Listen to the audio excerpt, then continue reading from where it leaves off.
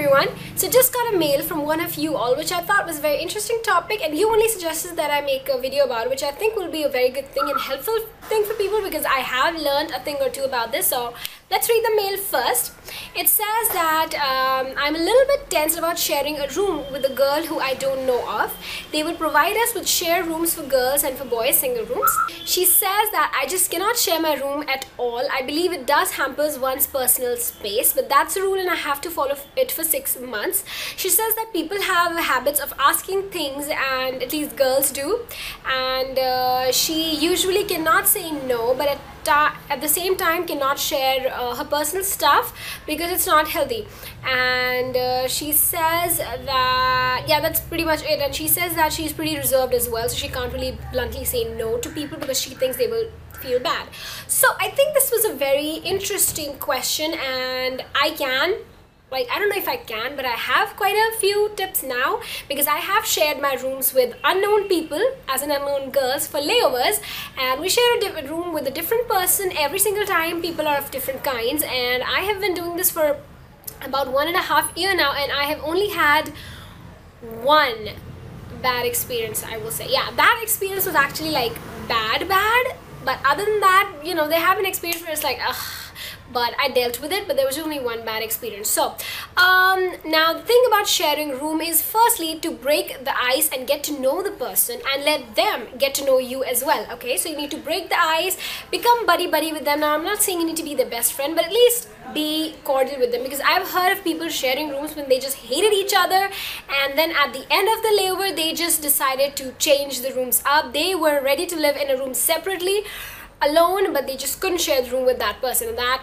sounds like a very sticky situation to me. I would never want to be in that situation, touch wood. But anyway, so you need to just break the ice. You need to get to know the person. We usually do that when we do our briefings, and in fact throughout the flight we get to know the person. But if you are just in a regular setting, no work, no nothing, so when the person comes in, we just be like, hi, how are you, my name is this, I'm doing this, what are you doing right now? Just get to know what they are doing, what's up with them, and then to get to know them as a person. Like, you know, you can just be nice. So what I usually do is, to break the ice, I usually start with compliments. Okay, so if you give someone a compliment, they feel good about you, they feel positive vibes from you, right? And of course, if you give compliments to someone at the beginning of your relationship, that relationship as in whatever thing you have going on, if you just started off with a compliment, it just forces you to look at their positive aspect also. Just don't give false compliments. I give real compliments when I give them. Now if you are moving together, you know, in say a paying guest situation, or if it's a flatmate situation, a nice thing that you can offer is maybe like, hey, here, I'll just help you with your thing, or I'll just help you putting up your closet, or shall I help you with this, would you like something to eat, should I order something for you? Just be nice, make nice gestures, you know, just get comfortable around each other. While having your first few meals together, you could probably get to know each other better. Be like, so you moving in here, what, like, you working here, you need to study, or what's the reason? You could just, you know, break the ice, get to know each other a little better, and in that conversation you can actually get to know what kind of a person they are, so you know how to deal with them. You know if you should be very good buddy with them, or you should stay a little far away from them, if you should keep your things locked with them, or it's okay to just sleep with your bags all open and your clothes flowing outside of your bag or your closet, whatever. Make rules and have standards beforehand, and to just set few things straight before you start to live together, you know. So say when you're having your first few meals together, or when they just move in, when you've started to live together, you can just be like, hey, you know what, just, you know, I'm just telling you just for information, I just really like clean things, clean spaces. Or if you don't like your things to be touched and they're just asking you for it, so this is what I do. I can't just be like, they're like, hey, can I borrow your lipstick? I can't be like, no, or just don't use it, because I want them to use it, to try. But then not everyone is as, you know, not everyone is going to be as hygiene conscious as you are. So what you can probably do is like, what I do is, when someone wants my lipstick, I'm like, yeah, this is this lipstick. They're like, really? Some people will say that, can I try? I'll be like, yeah, you can try from the side of it, because this is a lipstick, you can try from here. They're like, okay. But some people just straight up go and apply the lipstick. This has happened to me once, and that girl just had a very how do I say, like, you know how this is your saliva? She just had a mouth, a very salivatory mouth. that make any sense? But yeah, and she just went ahead and applied my lipstick. I was like, ugh.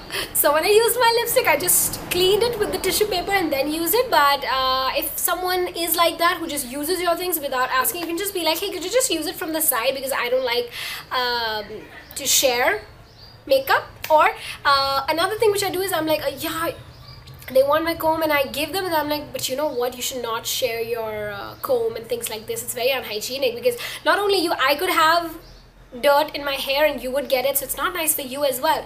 So people understand, they're like, oh, okay, no, I'm just going to use it on the ends, not on the root. So then that's okay, right? Also, one thing that I would just like to throw it out there, that, you know, people can get into a habit of taking stuff without asking, and that quickly turns into stealing, and you will just not know what they took. You know, it's not a very good thing to do. So you need to get a whiff of that person in this sense as well. You just need to know that, are they that type? So the best thing that I would say is just to keep your things locked up.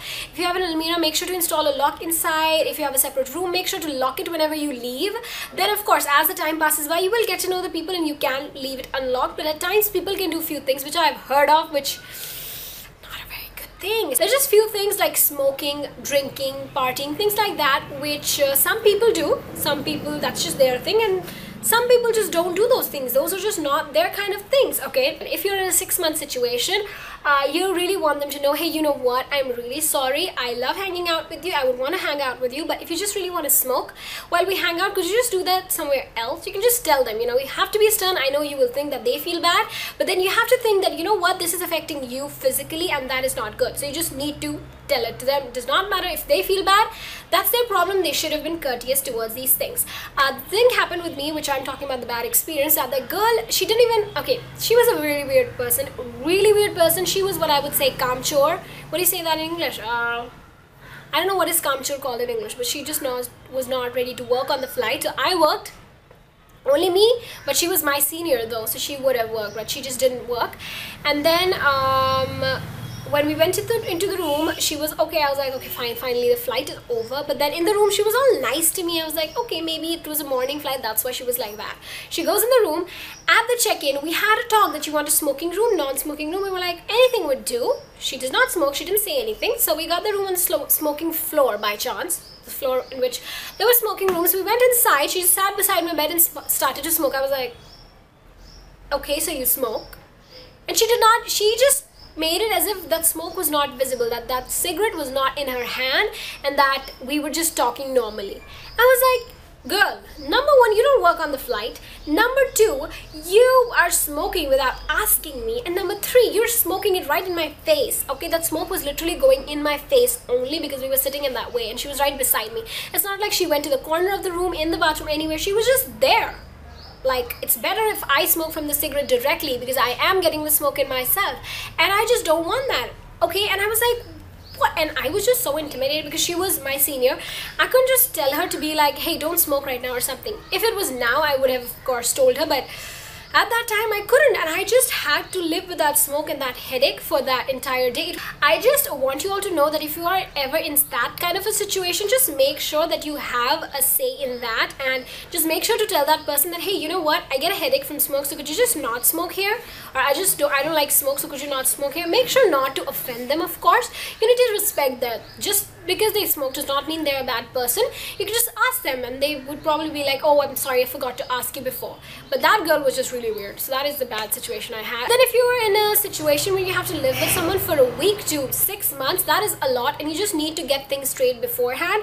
Doesn't matter if they feel bad, because this will be for your own good. If they feel bad, can't do anything about it. At least you'll be okay with it. And if they become a little, you know, not too good to you after that, well, that's their fault. They were not very respectful about your decision. So yeah, and you know, if to make it a little easier, you can just be like, hey, you know what, I just have a few things that I want to share with you before we live together. So these are my things. Do you have any things that you want me to be knowing, or you want me to be a certain way so that we can live accordingly in this house? Just, you know, you need to set things straight. Just be mature about it. Don't be scared, and it's okay. Okay, these are your things. You need to throw them out there. It's absolutely okay. Don't let them be like, oh God, why don't you smoke? Why don't you do this? Why do you have to be so clean?